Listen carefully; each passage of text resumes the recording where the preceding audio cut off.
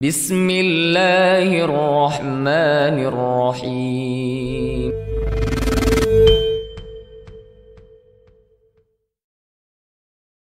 Alhamdulillah, wassalatu wassalamu ala rasulillah wa ala alihi wa ashabihi wa man tabi'ahum bi ihsanin ila yaumiddin. Akhwati billah rahimani wa rahimakumullah. Alhamdulillah, pada kesempatan ini kita masih diberikan kesempatan untuk kita mengambil pelajaran, mengambil faidah dari kitab Tauhid, dan masih kita membahas satu bab, la yudbahu lillahi bimakanin yudbahu fihi ligairillah. Tidak boleh kita menyembelih untuk Allah Subhanahu wa taala di tempat yang di sana terjadi penyembelihan untuk selain Allah Subhanahu wa taala. Khafilah rahimana rahimakumullah, dalil yang pertama yang disebutkan oleh penulis rahimahullah taala yaitu firman Allah dalam surat At-Taubah ayat 108. Di mana Allah berfirman, la taqum fihi abada. La masjidun ussisa 'alat taqwa min awwali yaumin ahaqqu an taquma fihi. Fihi rijalun yuhibbuna an yatatahharu wallahu yuhibbul mutahhirin. Jangan engkau wahai Muhammad berdiri sholat di masjid tersebut selamanya.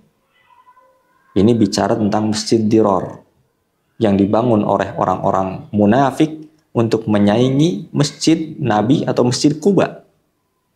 Nah, maka mereka membangun itu dalam rangka maksiat kepada Allah Subhanahu wa taala. Kemudian mereka mencari pembenaran dengan mengundang Nabi SAW untuk sholat di sana. Awalnya Nabi menyetujui untuk sholat di sana karena tidak mengetahui batin orang tersebut.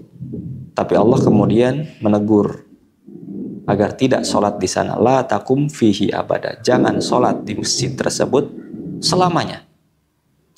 La masjidun usisa ala taqwa. Masjid yang dibangun di atas takwa. Dari awal pembangunannya, ahaqqu an taquma fihi, lebih pantas engkau sholat di sana. Dan ini diantara para ulama memaknai masjid tersebut adalah Masjid Quba. Nah, kemudian Allah puji orang-orang yang melaksanakan ibadah di masjid tersebut. Fihi rijalun yuhibbuna ayyatatahharu. Di dalamnya terdapat orang-orang yang mencintai untuk membersihkan diri.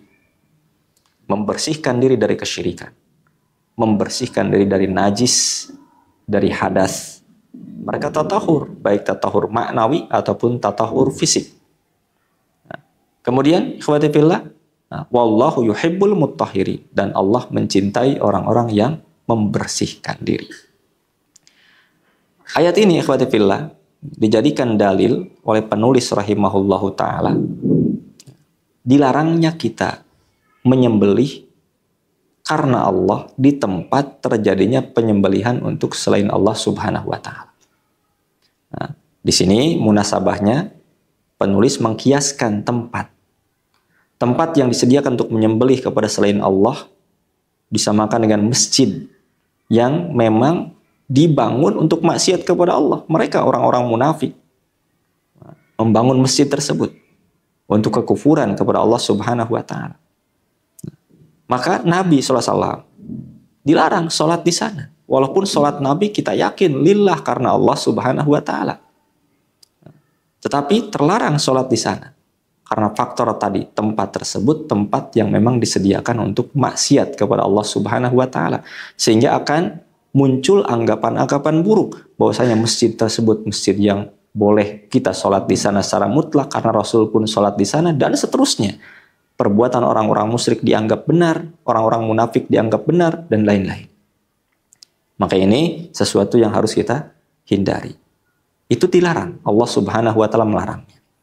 Nah, maka sebagaimana di masjid tersebut tidak boleh sholat karena Allah Subhanahu wa taala, maka demikian pula di tempat yang biasa dilaksanakan penyembelihan untuk selain Allah tidak boleh pula untuk kita menyembelih karena Allah Subhanahu wa taala. Ini menunjukkan bagaimana keluasan ilmu yang ada pada penulis rahimahullah taala mengkiaskan Masjid Dirar ayat ini dengan dijadikan dalil sebagai ayat tidak bolehnya kita menyembelih untuk selain Allah Subhanahu wa taala di tempat tersebut. Ikhwati fillah rahimani wa rahimakumullah. Maka dalam ayat tersebut kita bisa mengambil banyak pelajaran. Di antaranya yang paling utama tadi, dilarang kita menyembelih karena Allah di tempat yang disiapkan untuk penyembelihan bagi selain Allah Subhanahu wa taala. Sebagaimana tidak boleh sholat karena Allah di tempat atau di masjid yang memang dibangun untuk maksiat kepada Allah Subhanahu wa taala. Yang kedua, istihbabus sholat ma'al jamaah. Nah, disunahkan kita sholat bersama jamaah orang-orang yang soleh, orang-orang yang mensucikan diri. Nah, kemudian menetapkan, di sini pun ayat ini pun memberikan pelajaran bagi kita menetapkan sifat mahabbah. Nah, bagi Allah Subhanahu wa taala, Allah mencintai sesuai dengan keagungan dan kebesarannya tentunya. Kemudian anjuran, dorongan untuk kita isbagul wudu, tatahhur, berwudu dengan sebaik-baiknya, bersuci dari najasah secara fisik karena Allah mencintainya.